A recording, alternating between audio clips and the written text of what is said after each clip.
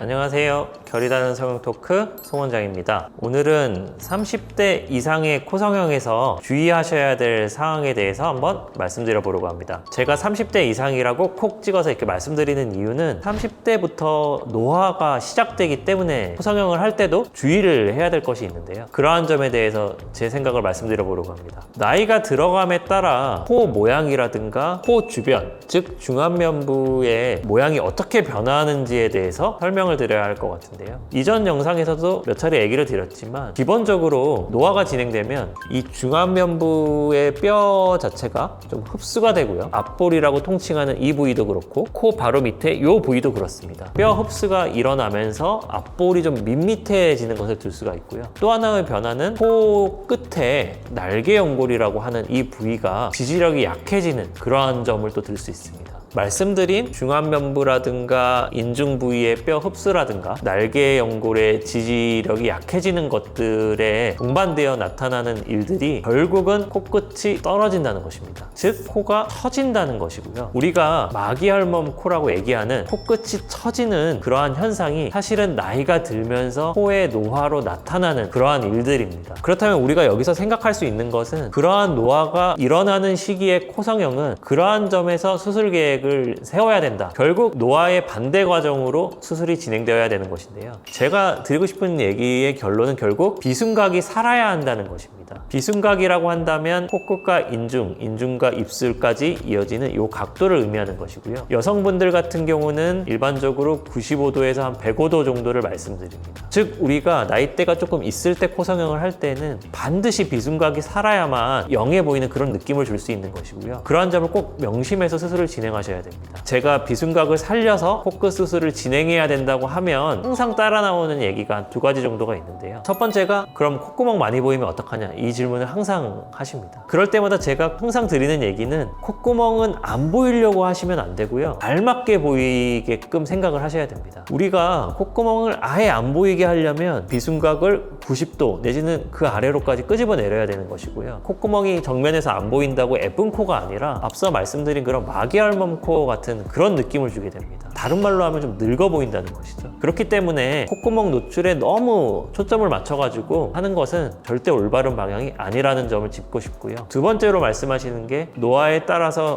또 일어나는 현상 중에 하나인 인중에 대한 이야기가 있습니다. 결국 비순각을 살린다는 것은 인중 노출이 조금 더 일어나기 때문에 인중이 길어 보이면 어떡하나요? 이 얘기도 항상 이제 따라 나오는 그런 이야기고요. 그때 제가 드리고 싶은 얘기는 인중이 길어 보인다면 인중 축소를 해가면서 해결을 하셔야 되는 부분이라는 것입니다. 왜냐하면 코 자체만을 놓고 봤을 때에는 반드시 비순각이 살아야 되는 것이고 그것을 인중 노출을 안 하고자 코끝을 자꾸 이렇게 수그린 채로 코 성형을 진행을 한다면 계속 같은 얘기지만 마기혈멈 코가 되는 것이고요. 늙어 보이게 되는 그런 방향으로 진행이 되는 것입니다. 나중에 인중 노출이 너무 신경이 쓰인다면 인중 축소술을 해볼 수 있다. 그렇게 독립적으로 생각을 하시라. 이렇게 결론을 내드리고 싶습니다. 연령대가 있으신 분들 중엔 재수술로도 굉장히 많이 찾아오시는데요. 하병원 수술하시고 코끝이 길어 보인다. 이런 식으로 이제 얘기를 하시면서도 많이 찾아오시게 되고 그런 분들에게 제가 항상 드리는 얘기는 비순각이 살아야 하는 것은 여성분들이기 때문에 여성분들에게 코 자체를 길게 빼는 것은 절대 권하지 않는 일들이고 콧구멍 노출은 알맞게 이루어지는 것이 가장 좀 예쁜 것이다. 이런 얘기를 항상 드리곤 합니다. 원장님이 생각하시는